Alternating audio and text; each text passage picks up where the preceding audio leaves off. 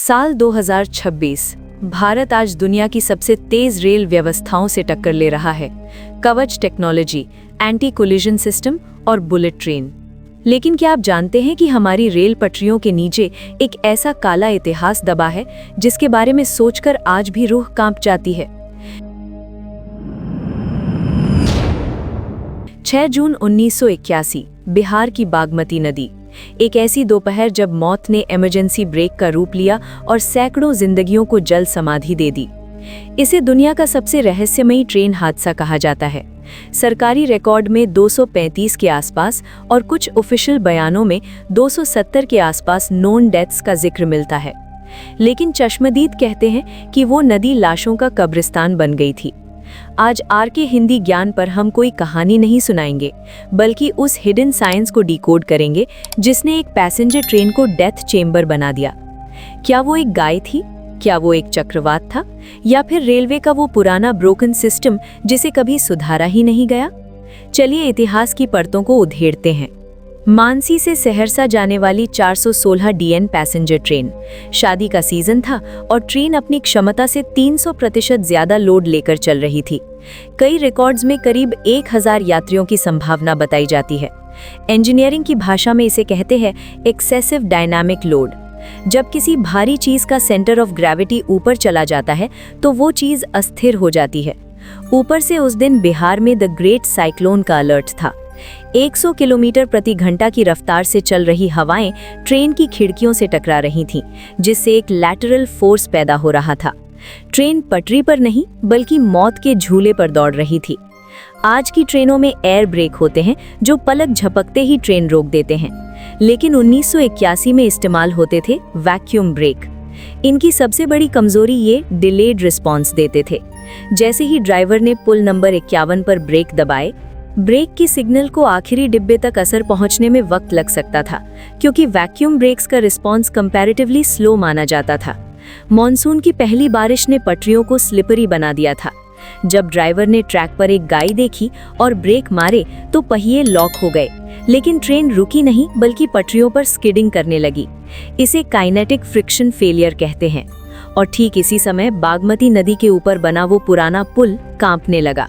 कल्पना कीजिए, आपने किसी तरह खिड़की तोड़ दी और कोर्ट से बाहर निकल आए, लेकिन राहत की सांस लेने का मौका नहीं मिला। आप अभी भी बागमती नदी के ठंडे अंधेरे पानी के अंदर हैं। आपके सिर के ऊपर कई फीट गहरा पानी है। चारों तरफ ट्रेन का भारी मलबा, तारें और लाशें तैर रही हैं। आपकी छाती फटने को है और आपको पता ही नहीं चल रहा कि ऊपर किस तरफ है और नीचे किस तरफ। आपके पास जिंदा रहने के लिए सिर्फ 20 सेकंड है। आप क्या करेंगे? विकल्प ए, अपनी पूरी ताकत से हाथ पांव मारकर किसी भी दिशा में तैरना शुरू कर देंगे ताकि जल्दी से सतह पर पहुंच सके। विकल्प बी, खुद को थोड़ा सा नीचे की तरफ धकेलेंगे ताकि नदी की जमीन पर पैर मारकर ऊपर उछल सके। विकल्प सी, कुछ पलों के लिए शरीर को बिल्कुल ढीला छोड़ देंगे। अपनी नाक से थोड़ी सी हवा बाहर निकालेंगे और बुलबुलों को देखेंगे। अगर आपने चुना विकल्प बी तो आप बागमती के सबसे खतरनाक जाल में फंस जाते।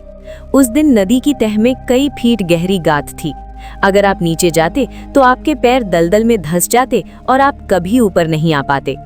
अगर आपने चुना विकल्प ए तो भी मौत तय थी। उस अंधेरे और मलबे में डिसओरिएंटेशन होना तय था। आप शायद ऊपर जाने के बजाय ट्रेन के मलबे के नीचे फंस जाते और जोर से हाथ पांव मारने से आपकी बची खुची ऑक्सीजन तेजी से खत्म हो जाती। सही जवाब है विकल्प सी। ये सुनने में अजीब लग सकता है, लेकिन विज्ञान यही कहता है। जब आप गंदे पानी में दिशा भूल जाएं, तो बॉयंसी के नियम पर भरोसा करें। जैसे ही आप नाक से थोड़ी सी हवा छोड़ते हैं, हवा के बुलबुले हमेशा ऊपर की तरफ जाते हैं। आपको बस शांत रहकर उन बुलबुलों का पीछा करना था। यही कुदरत का वो GPS था जो आपको उस जल समाधि से बाहर निकाल सकता था। लेकिन एक कड़वा सच ये भी है कि भारत में बहुत से लोगों को तैरना नहीं आता। अगर आप उनमें से एक हैं और कभी खुद को पानी के अंदर गहराइयों में फंसा हुआ पाते हैं तो हार मत मानिए। विज्ञान कहता है कि जिंदा रहने के लिए आपको तैरना जानने से ज्यादा डूबने से बचना आना चाहिए। याद रखिए, आपका शरीर कोई भारी पत्थर नहीं है। आपके फेफड़े 2 कुदरती गुब्बारों की तरह हैं। जब तक उनमें हवा भरी है, आप चाहकर भी डूब नहीं सकते। 1, पैनिक ना करें। जैसे ही आप घबराकर हाथ पांव पटकते हैं, आप भारी होने लगते हैं। ऐसा इसलिए होता है क्योंकि पैनिक में आप अपनी बची खुची सांस तेजी से बाहर छोड़ देते हैं और आपके फेफड़े खाली हो जाते हैं। बिना हवा के आपका शरीर पानी में एक वजनी पत्थर की तरह नीचे बैठने लगता है और आप अपनी कीमती एनर्जी भी खो देते हैं। तो सबसे पहले अपनी सांस रोक कर रखिए। आपकी बॉडी खुद ब खुद ऊपर की तरफ लिफ्ट होने लगेगी। 2. पानी की सीढ़ी चढ़ें। ये सबसे आसान तरीका है। सोचिए आपके सामने एक अदृश्य सीढ़ी है। अपने हाथों से पानी को नीचे की तरफ जोर से धक्का दीजिए, जैसे आप किसी मेज को नीचे दबा रहे हों। साथ में पैरों से साइकिल चलाने जैसा मोशन कीजिए। इससे पानी आपको ऊपर की तरफ धकेलेगा। 3. ऊपर पहुंचते ही लेट जाएं। जैसे ही आपका मुंह सतह से ऊपर आए, तुरंत गहरी सांस लें और सिर को पीछे की तरफ झुका लें, जैसे आप तकिए पर लेटे हों।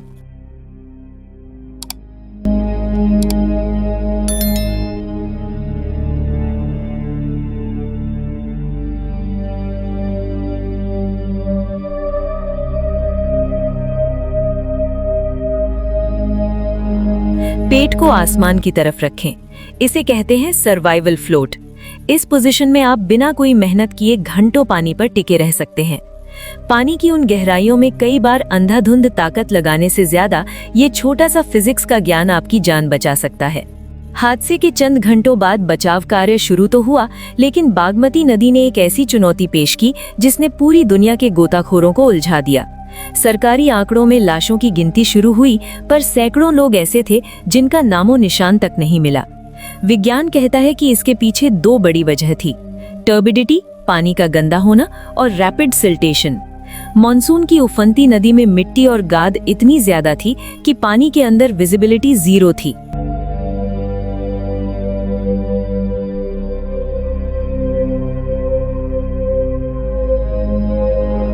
जब भारी रेल कोच नदी की तह से टकराए तो उन्होंने पानी के बहाव को रोक दिया। इससे एक वैज्ञानिक प्रक्रिया शुरू हुई। कोच के चारों तरफ तेजी से रेत और मिट्टी जमा होने लगी।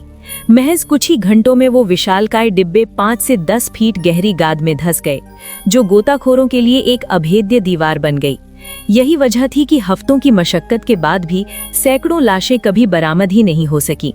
वो या तो तेज बहाव में मीलों दूर बह गईं, या फिर बागमती की उसी रेतीली तह में हमेशा के लिए दफन हो गईं। आज जब हम हाई स्पीड ट्रेनों में बैठते हैं तो हमें उन लोगों को याद करना चाहिए जिन्होंने अपनी जान देकर हमें सुरक्षा की अहमियत सिखाई। क्या आपको लगता है कि आज के कवच और मॉडर्न ब्रिजेस हमें ऐसे हादसों से बचा पाएंगे? अपनी राय कमेंट्स में जरूर बताएं। आरके हिंदी ज्ञान पर हमारा मकसद आपको डराना नहीं, बल्कि विज्ञान के जरिए जागरूक बनाना है। सब्सक्राइब करें और देखते रहें। मिलते हैं अगले एपिसोड में एक और सच के साथ। जय हिंद।